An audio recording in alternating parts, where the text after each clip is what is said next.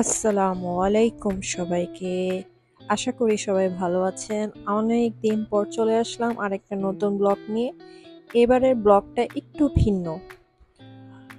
আমি আগে বলে রাখি, আমি কিন্তু ক্যাট লাভার ছিলাম না, কিন্তু একটা বিড়াল, আমার প্রথম বিড়াল যেটা, সেটাকে আমি রেস্কিউ করার পর থেকে আমি ক্যাট লাভার হয়ে গেছি। এখন আমার 6টা বিড়াল। তো যাই হোক, একদিন আমি বসুন্ধরাতে চলে আসলাম, কিন্তু আমার উদ্দেশ্য ছিল না আমি বিড়াল বাড়িতে আসবো। বিড়াল বাড়ির নাম আমি আগে অনেক শুনেছি। আমার উবার ড্রাইভার আমাকে ভুলবশত এই লেনে ছেড়ে দিল, তো চোখে পড়ে গেল বিড়াল বাড়ি। তো চলে আসলাম আমি এটাকে একটু দেখতে নিজের চোখে, যে আসলে এখানে ব্যাপার স্যাপার কি হচ্ছে। তো প্রথমেই আমি একটা আইস টি অর্ডার নিলাম, কারণ ওরা অর্ডার না নিলে হচ্ছে উপরে এক্সিট দেয় না। তো আমি একটা আইস টি অর্ডার করে ওখানে যে কুপনটা আছে সাথে করে নিয়ে আসলাম। এখানে সেটা দেখাতে হবে ঢোকার সময়। এবং এখানে আমি দেখলাম অন্য ক্যাট লাভাররা বিড়ালের সাথে ছবি তুলছে। তারপরে হ্যান্ড স্যানিটাইজ করে আমি ভিতরে ঢুকলাম, কিন্তু আমি বিড়ালদের মনে হয় টাইমে চলে এসেছি, কারণ এই টাইমে সব বিড়ালগুলোই ঘুমাচ্ছিল বেশিরভাগ।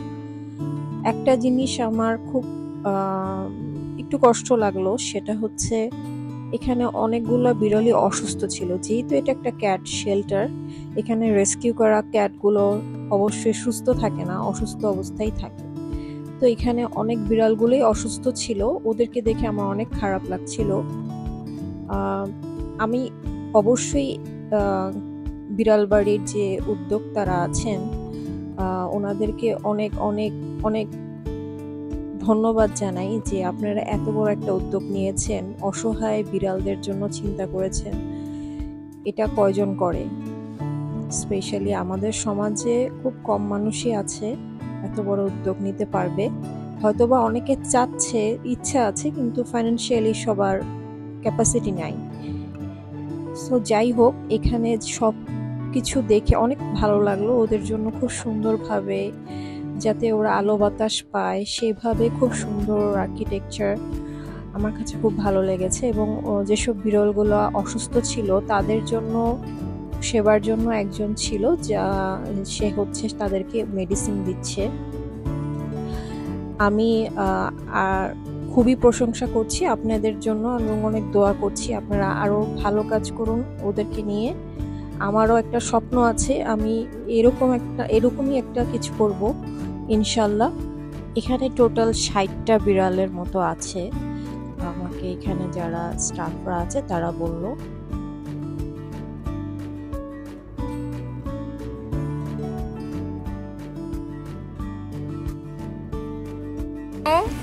নো, না বকা দিও না ওকে, না না এসব করে না।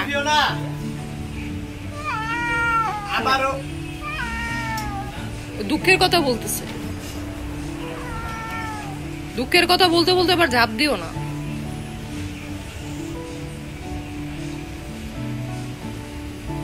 হ্যাঁ, গুড বয়। এটা বয় না? Good boy. একটা বিষয় আমি না বললেই নয়, আমার কাছে মনে হচ্ছে, সেটা হচ্ছে যে এখানে ওনাদেরকে একটা রিকোয়েস্ট করব, এখানে হাইজিনটা আরেকটু বেটার করার চেষ্টা করার জন্য। আমি জানি এটা প্রচুর পরিশ্রমের কাজ, আপনারা অনেক কষ্ট করে এখানে আপনাদের স্বপ্নগুলো পূরণ করার জন্য, এদের ভালো করার জন্য আপনারা অনেক টাকা খরচ করছেন।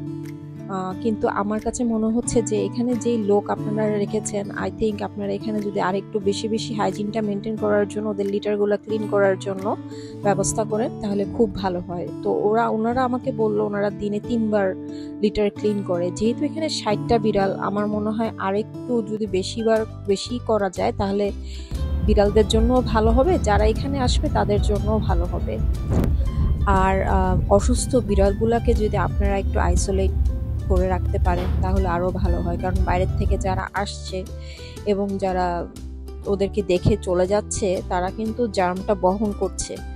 তো ওদেরকে যদি একটু কাইন্ডলি আপনারা আইসোলেট করে রাখেন, তাহলে মনে হয় এটা বেশি ভালো হয়। আর সুস্থ বিড়ালকে অবশ্যই মানুষদেরকে দেখার প্রায়োরিটি দেওয়া উচিত।